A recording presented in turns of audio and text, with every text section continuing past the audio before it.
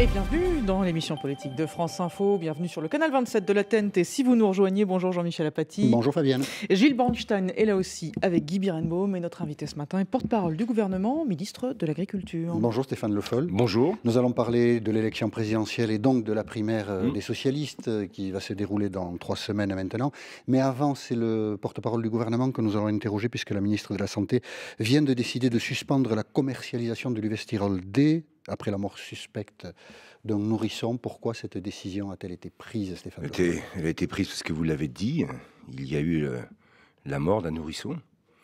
Et d'après ce que je comprends de la décision qui est prise suite à un avis de l'ANSES, c'est que ce n'est pas la vitamine D en soi qui est là pour lutter contre le rachitisme, permettre de lutter aussi contre les problèmes de croissance, donc qui était nécessaire. C'est le mode d'administration. C'est, semble-t-il, et je reste extrêmement prudent, le mode d'administration qui est remis en cause et qui nécessite qu'il y ait une précaution immédiate qui soit prise. Le mode d'administration est contesté depuis 2006, donc il était temps. Nous sommes en 2016. Écoutez, vous vous rendez compte, quand vous posez cette question, vous sous-entendez que sur un sujet comme celui-là, tous ceux qui ont pu administrer de la vitamine D depuis 2006 aient pris un risque à chaque fois qu'ils l'ont fait. Peut-être. Et c'est pour ça qu'il y a eu cette mort, mais de ce nourrisson, malheureusement, et qu'il faut prendre des décisions pour corriger les choses. Mais s'il vous plaît, sur ce genre de sujet, je comprends. On ne peut pas poser de questions, c'est ça que vous voulez dire ? Mais la précaution qu'on prend aujourd'hui, par rapport à ce qui s'est passé, on savait qu'il y avait potentiellement un risque, et ça a été dit par un médecin tout à l'heure, mais en même temps, la vitamine D, elle est absolument nécessaire.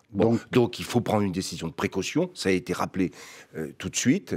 La ministre de la Santé l'a prise, je pense que c'était absolument indispensable au vu de ce qui s'est passé. Et nous verrons, ce n'est pas forcément une mise en cause du gouvernement actuel, mais beaucoup de gens disent, tiens, pourquoi on a autant tardé à prendre cette décision ? Mais pourquoi ? Parce nous que verrons dans les jours prochains, si oui, attendez, monsieur, c'est très important. Dans chaque médicament qui est administré, il y a à la fois ce qu'il apporte comme avantage, et souvent il y a un risque. Et en fonction de ce qu'est l'avantage, le risque doit être le minimiser au maximum. Il existe, le médecin l'a dit tout à l'heure, tous ceux qui utilisent la pipette savaient, et même il l'a rappelé, si vous prenez un Doliprane, vous pouvez l'avaler de travers. Donc on a un risque. Et là, il y a un principe de précaution qui s'applique, mais ne nous mettons pas tout de suite dans cette situation qui consiste à dire, et alors, pourquoi on a attendu si longtemps ? Pourquoi ? Parce que ces médicaments sont aussi très utiles. Et donc, en tout cas, la ministre de la Santé vient de décider la suspension de la commercialisation de ce médicament. Nous parlons maintenant de politique. Gilles Bornstein. Vincent Peillon, Emmanuel Valls ont présenté hier leurs propositions. Comme vous n'avez pas encore fait votre choix, je suppose que vous y avez été très attentif. Qu'est-ce qui vous a marqué ? Qu'est-ce que vous en avez retenu ? J'étais attentif, comme tous ceux qui s'intéressent bien sûr à cette primaire et qui regardent les propositions et le débat qui va commencer et s'engager. Attentif à la fois aux lignes directrices, qui sont celles qui sont proposées, et puis au fait qu'il va y avoir quand même un débat sur un certain nombre de positions qui peuvent être différentes. Et alors, qu'est-ce que vous en avez retenu, là ?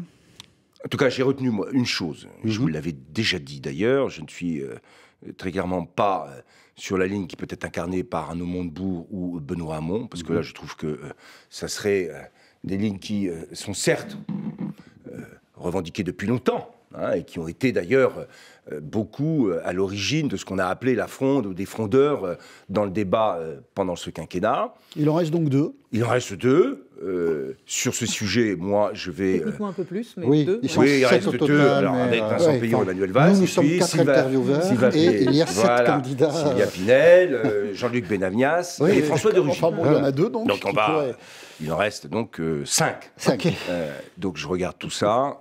Hier matin, la présentation de 2 programmes, je ne sais pas, ça vous a créé une émotion particulière ou il s'est passé quelque chose hier matin ? Non, ça ne m'a pas créé une émotion particulière. J'ai vu que le débat était, pour le coup, engagé. Et que ça allait aller vite, puisque d'abord, cette primaire, elle est sur une durée qui est extrêmement courte. Donc je vois bien que, pour ceux qui n'avaient pas encore présenté leur projet, il fallait le faire rapidement. Et d'ailleurs, ça va se succéder dans toute la semaine. Donc moi, je vais répondre à la question qui m'a été posée. Pourquoi vous n'avez pas fait de choix ? Et quel est votre choix ? Je ne ferai pas de choix.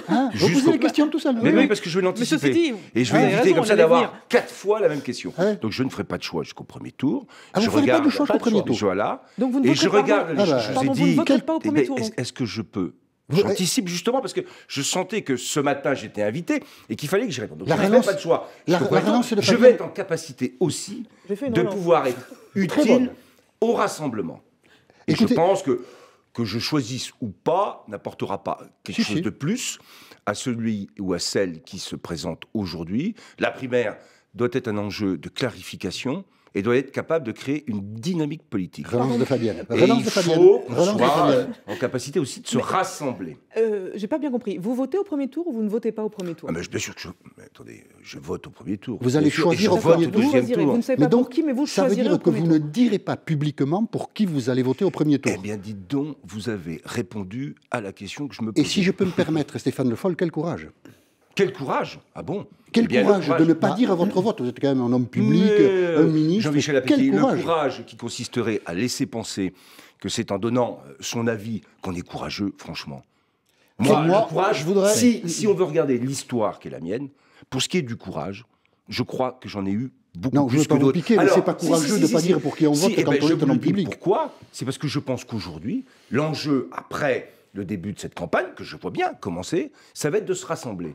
Et il devra y avoir des personnalités politiques qui seront là pour rappeler à tout le monde que l'essentiel, c'est le rassemblement. Eh bien, je compte bien être là au moment où ça sera nécessaire. Donc, ça veut dire que vous savez... je serai de toute façon, et je l'ai dit, courageux, mais au bon moment. Donc ça veut dire que vous savez pour qui vous allez voter, mais vous ne le dites pas. Vous n'ignorez pas pour qui vous allez voter, là, au moment où on se parle. Vous savez que ça arrive. Il y a des gens qui, aujourd'hui, sont sûrement en train d'écouter et qui doivent... D'abord, peut-être douter sur leur vote, et peut-être savoir ce qu'ils vont voter, mais qu'ils ne le disent pas. Enfin, et je préfère ne pas le dire.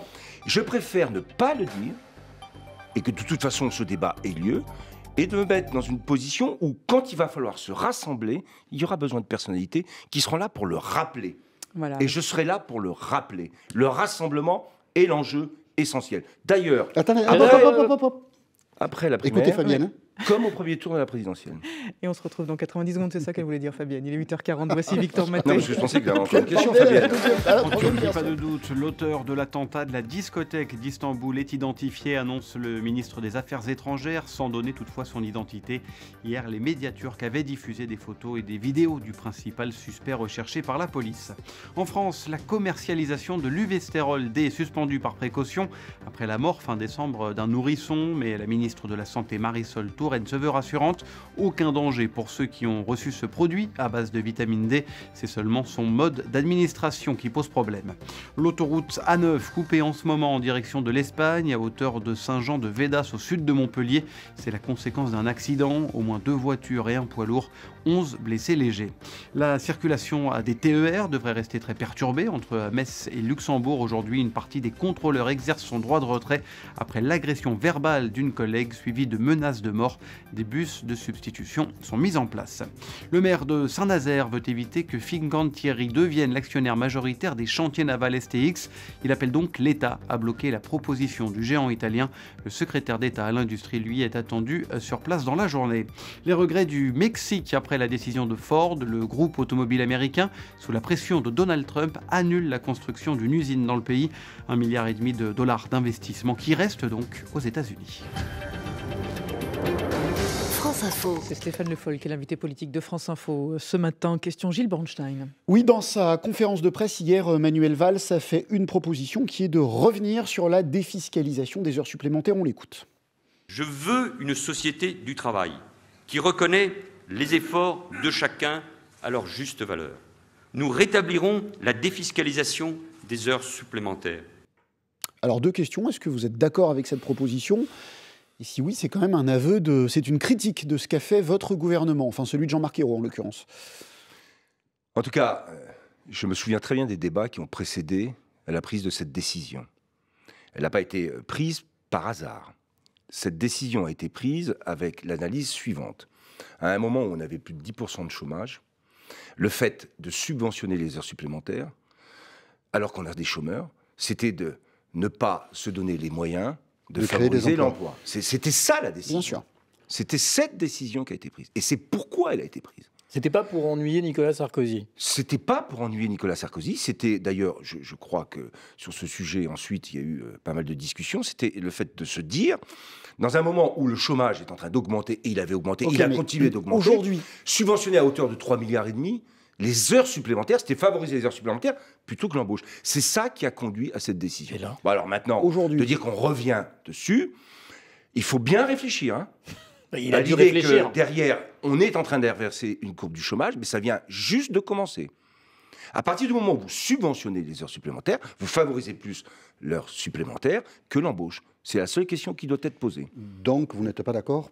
Moi, je trouve que sur ce sujet, je vous donne toute la réflexion qui avait été conduite. Mais vous n'êtes pas d'accord avec Manuel Valls. Vous ne le remettriez pas si vous étiez... Je ne suis pas candidat. Non, mais ça ne vous paraît pas être une bonne idée?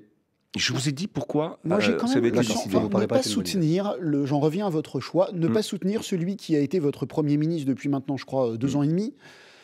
Je ne peux pas m'empêcher de penser que c'est quand même un signe de défiance, enfin de manque de confiance. Non, ce n'est pas un signe de défiance. Manuel Valls est candidat. Il y a une primaire qui s'engage. Il y a un débat qui va s'organiser. Chacun a vu les propositions hier. C'est un moment important parce que de cette primaire, on doit sortir avec une dynamique.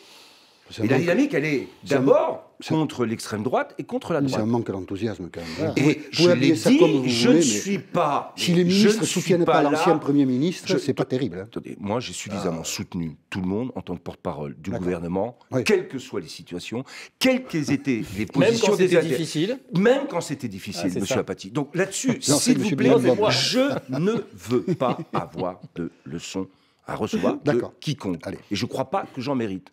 Donc aujourd'hui, je me positionne dans cette idée qu'il y aura besoin nécessairement d'un rassemblement après ce débat. Et je serai là pour le rappeler. Et sur la question que vous m'avez posée, je vous ai dit ce qui s'était passé à l'époque. Comment on a décidé. C'était à l'époque.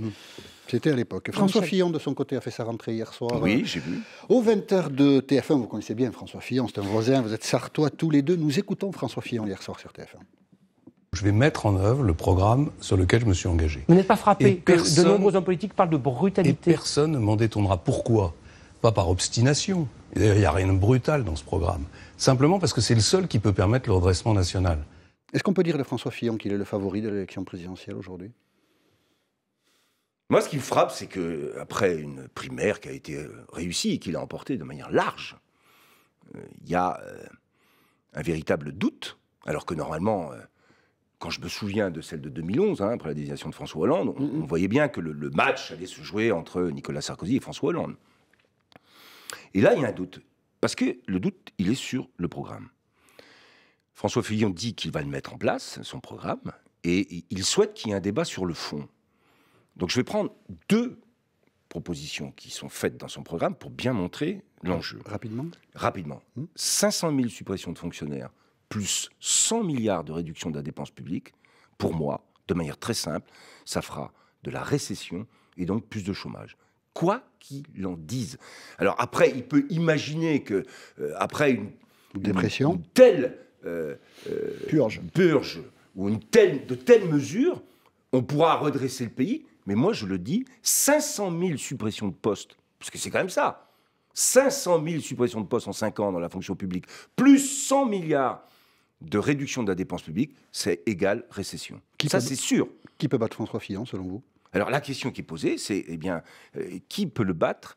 C'est d'abord un programme qui va répondre aux enjeux des Français et qui sera un programme qui protège contre ce que propose François Fillon et ce que propose aussi, bien sûr, je ne l'oublie jamais, Marine Le Pen. Donc, on est sur un modèle républicain, on est sur un enjeu européen et on est sur la défense d'un modèle social français. Voilà ce qui doit être la ligne directrice pour le candidat de la gauche. Et condition de la victoire, c'est le rassemblement. C'est pas 500 000 postes plus 100 milliards. C'est 100 milliards de baisse de dépenses. Bien sûr, c'est les deux. Qui occasionnent... en termes économiques, discuterai avec tous les économistes, 500 000 comme objectif, plus 100 milliards. C'était pour 100 milliards sur 5 ans, ça veut dire que dès la première année, c'est 20 milliards d'économies de dépenses publiques. Dans la scène politique telle qu'elle est devant nous, on a l'impression que face à François Fillon, au fond, le candidat socialiste pèsera peu, des difficultés à se qualifier pour le second tour. Est-ce qu'Emmanuel Macron peut être un candidat susceptible d'accéder au second tour, d'après vous ? Mais l'accession au second tour, elle va être avec une équation assez simple. S'il y a 3 blocs à gauche, oui. La capacité à dépasser les 23, 24, 25% est nulle. Voilà. Mais il y aura 3 blocs à gauche, enfin. Mais soyons réalistes.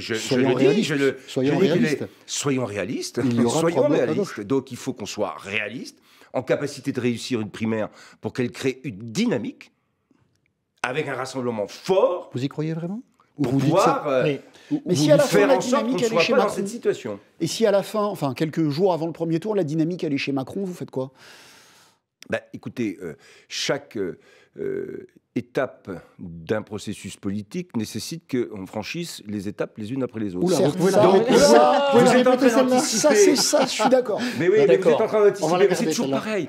Est-ce que vous savez que vous avez besoin d'anticiper ce qui pourrait se passer pour avoir des réponses qui permettent de faire des commentaires sur ce qui pourrait se passer? Ce qui va se passer, on ne sait pas. On essaye de s'organiser pour faire en sorte que ce que vous évoquez comme question ne se passe pas. Voilà, c'est tout. Nous, on est là pour demander ce qui se passerait. Vous êtes là pour dire, mais si, vous allez voir, ça va se passer. Comment va François Hollande? Comment? On me pose à chaque fois la question. Pardon, désolé. Parce que je suis... Vous le connaissez mieux que vous. Vous le connaissez bien. Puis c'est un souci d'humanité. Puis ça me touche. Moi, ça me touche. Moi, je peux pas dire autre chose que moi, je l'ai vu et qui va bien, mais c'est pas le sujet d'aujourd'hui. Il regrette pas la décision qu'il a prise. Il n'a pas pris de mais il faudra lui poser la question. Moi, c'est à vous qu'on la pose, là. Oui, mais écoutez, vous me posez des questions qui consistent à ce que je sois un interprète de ce que pense François Hollande, président de la République. Je comprends qu'à chaque fois on me dise, comme vous êtes très proche et que vous le connaissez très bien, voilà. Comme vous ne répondez pas aux questions, comme vous répondez pas aux questions qui vous concernent, je peux répondre. Ou auquel j'ai envie de répondre d'ailleurs aussi. Oui, c'est ça, c'est plutôt ça à mon avis.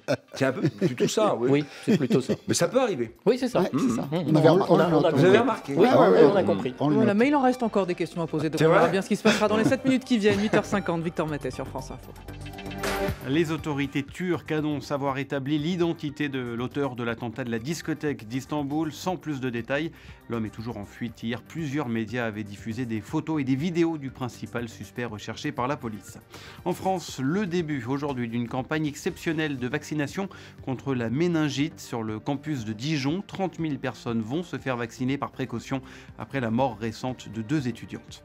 Marisol Touraine se veut rassurante, pas de danger pour les bébés ayant reçu de l'Uvestérol D. La commercialisation de ce médicament à base de vitamine D est suspendue par précaution, annonce la ministre de la Santé, après le décès d'un nourrisson fin décembre en lien avec cet Uvestérol D. Le procès aujourd'hui à Nice d'un agriculteur de 37 ans jugé pour avoir aidé des migrants, des étrangers en situation irrégulière dans la Roya, à la frontière avec l'Italie. Il ne regrette rien, je préfère être enfermé et avoir la tête libre en prison. Contrôlé pour excès de vitesse la semaine dernière alors qu'il transportait une patiente en détresse respiratoire à l'hôpital, un ambulancier de Poitiers porte plainte. Il avait continué sa route malgré la demande des policiers. L'un d'eux avait même sorti son arme. Et puis à 105 ans, le nouveau défi de Robert Marchand, le plus vieux cycliste au monde, va tenter de battre cet après-midi un nouveau record du monde de vitesse dans sa catégorie en parcourant au moins 22 km en 1 heure. France Info. Stéphane Le Foll avec nous ce matin dans l'émission politique de France Info. Question Jean-Michel Apathy. Le chantier naval de Saint-Nazaire STX est en passe d'être repris par l'armateur italien Fincantieri. L'État est actionnaire à 33% de ce chantier. Et le maire socialiste de Saint-Nazaire au micro de France Bleu Loire-Océan en appel au gouvernement. Ne permettez pas cette transaction. On écoute David Samson. L'État français peut bloquer cette proposition, peut construire une proposition complémentaire. Il est encore temps possible de la travailler, et y compris l'État français peut peut-être intervenir un peu plus qu'il ne le fait aujourd'hui sur l'actionnariat et donc sur des aspects financiers. Il y a des outils pour ceci, des CNS, la Caisse des dépôts et consignations. Bref, aujourd'hui, il ne faut rien exclure. Moi, je considère que la partie n'est pas perdue. L'État français peut bloquer la reprise du chantier par l'armateur italien Fincantieri. Le fera-t-il? Ou nationaliser ce qu'il demande, c'est-à-dire prendre une part. Oui, j'ai bien entendu. Quel est l'enjeu? C'est que ce chantier qui... des commandes qui sont largement remplies pour les 5 ou 10 ans qui viennent, qui est un enjeu aussi de défense, qui est un enjeu aussi pour la construction de paquebots de grande taille, avec un problème, l'actionnaire coréen, qui était celui qui existait aujourd'hui, tombe dans la situation une défaillance STX catastrophique qui fait que... Mais le chantier lui-même est rentable.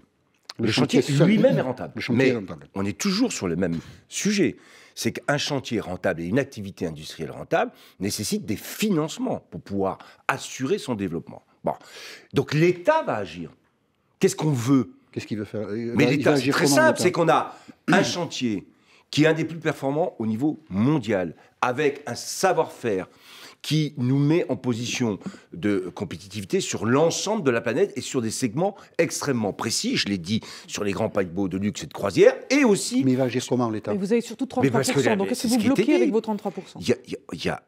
On est actionnaire, donc l'État posera des conditions. Les conditions, c'est la pérennité de l'activité, la sécurisation des savoir-faire et la capacité de se projeter dans l'avenir. Ne faut-il pas être plus violent? Donald Trump, qui n'est même pas encore président, vient de dissuader Ford d'investir au Mexique, laquelle Ford rapatrie une partie de l'investissement prévu dans le Michigan aux États-Unis. Finalement, les menaces et le protectionnisme, eh bien, on a l'impression que ça marche.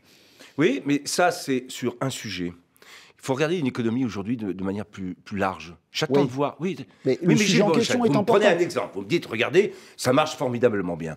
J'attends de savoir ensuite ce que seront aussi les conséquences de telle et telle décision sur les exportations américaines vers le Mexique.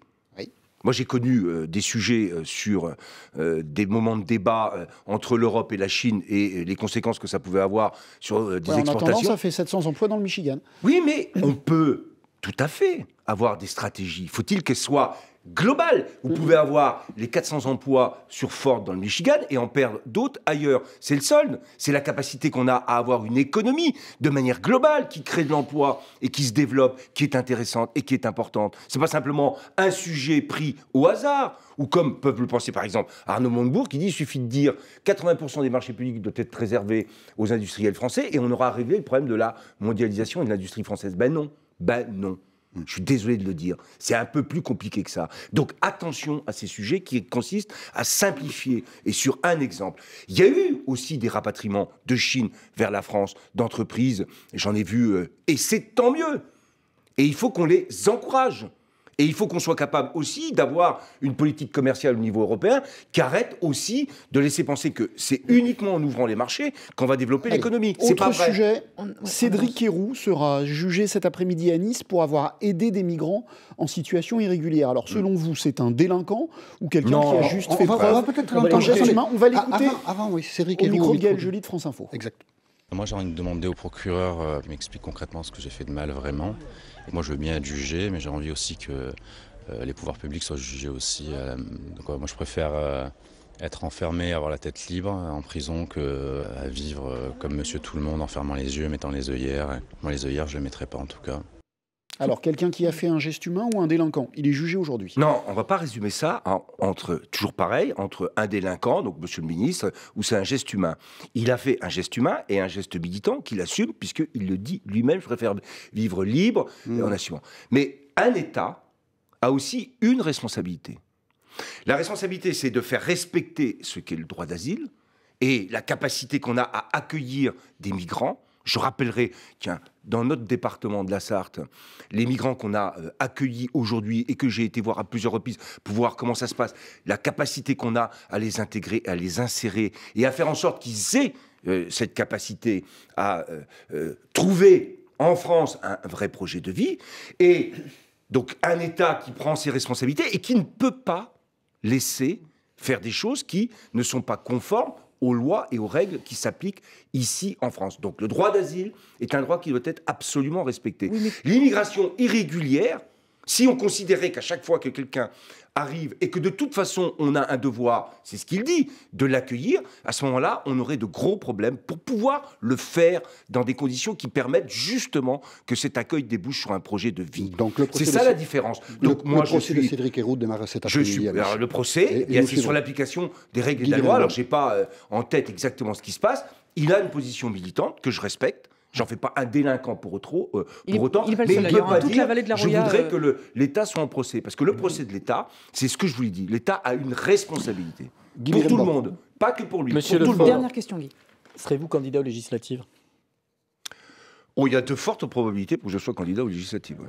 D'accord, donc ça c'est au mois de juin, donc vous serez candidat dans la Sarthe. J'ai une dernière question. Je ne bouge pas, moi je vous signale que là aussi je vais avoir quelques années, j'ai jamais bougé de la circonscription dans laquelle j'habite. Alors que François Fillon a déménagé. Jamais bougé depuis 56 ans, je ne devrais pas le dire, de la 4e circonscription de la Sarthe. Vous n'êtes pas élu depuis 56 ans, mais vous avez 56 ans. J'ai été élu la première fois à 23 ans dans mon petit village à Londres. J'ai une dernière question. Canton de Loué, 4e circonscription. Pour qui vous allez voter à la primaire des socialistes? Très bonne question. Voilà.